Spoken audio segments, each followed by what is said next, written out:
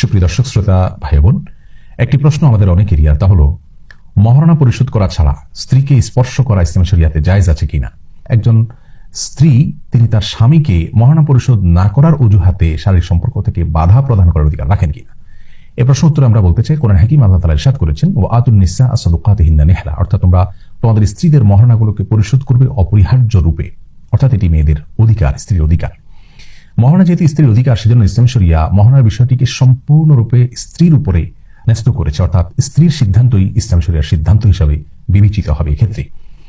তবে সাধারণ অবস্থায় বিবাহের মজলিসে বা বিবাহের সময়ই মহারণা পরিশোধ করে দেওয়া উচিত এবং উত্তম। রাসূল করিম সাল্লাল্লাহু আলাইহি ওয়াসাল্লাম যে সমস্ত বিবাহ নিজে সম্পাদন করেছেন, সে সমস্ত বিবাহের যে বিবরণ হাদিসে উঠে এসেছে, আমরা দেখতে পাই সেখানে তিনি উপস্থিত মজলিসেই পাত্রকে, বিবাহেচ্ছুক ব্যক্তিকে মহারণার বিষয়ে প্রশ্ন করেছেন এবং অনেক সময় মহারণা তার কাছ থেকে আদায় করে দিয়েছেন ওই মজলিসেই। বোঝা গেল তাহলে বিবাহের মজলিসে বা বিবাহের সময়ই নগদেই মহারণা পরিশোধ করে দেওয়া হলো উচিত এবং উত্তম, এটি হলো সুন্নাহ। তবে যদি কেউ কিছু মহারণা নগদ তখন পরিশোধ করেন আর বাকিটা পরে করেন, অথবা পরিপূর্ণটা পরে পরিশোধ করতে চান, তাহলে সেক্ষেত্রে সেটি ইসলাম শরিয়া জায়েজ রেখেছে স্ত্রীর সম্মতির ভিত্তিতে। এমনকি স্ত্রী যদি মাফও করে দিতে চান, সেটিও স্ত্রীর জন্য জায়েজ রয়েছে, তিনি মাফ করে দিতে পারেন মহারণা, এবং স্বামী সেটাকে গ্রহণ করতে পারেন। আল্লাহ তাআলা কোরআন কারীমে বলেছেন, ফাইন তিবনা লাকুম আন শাইইন মিনহু নাফসা ফাকুলুহু হানিআম মারিয়া, তোমাদের স্ত্রীগণ তোমাদেরকে যদি কোনো ছাড় দেন তাদের মহারণা থেকে, তাদের অধিকার থেকে, তাহলে সেটা তোমরা ভোগ করতে পারো। তবে আমাদের সমাজে যেটি ট্র্যাডিশন হয়ে দাঁড়িয়েছে, তাহলে বেশিরভাগ বিবাহের ক্ষেত্রেই মহারণা বাকি রাখা হয় এবং নগদে পরিশোধ করা হয় পরিপূর্ণরূপে, এরকম বিবাহের পরিমাণ খুবই কম।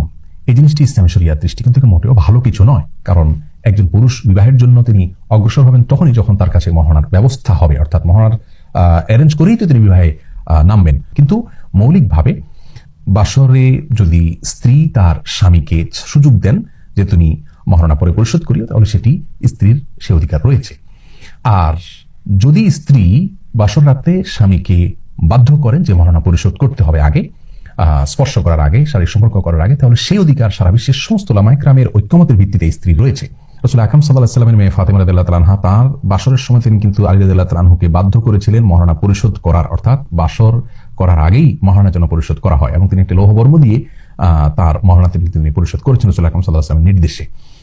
যদি স্ত্রী একবার সে অধিকারকে ছাড় দেন, অর্থাৎ স্বামী পরবর্তীতে পরিশোধ করবেন সেরকম প্রতিশ্রুতির ভিত্তিতে বা স্বামীর প্রতি সুধারণার ভিত্তিতে যদি ছাড় দেন এবং শারীরিক সম্পর্ক হয়, তাহলে পরবর্তীতে আর কখনো মহারণা পরিশোধ যদি স্বামী না করেন, টালবাহানা করেন, ঘোরাঘুরি করেন, তাহলে সেক্ষেত্রে স্ত্রী শারীরিক সম্পর্ক করা থেকে স্বামীকে বাধা দিতে পারেন কি না।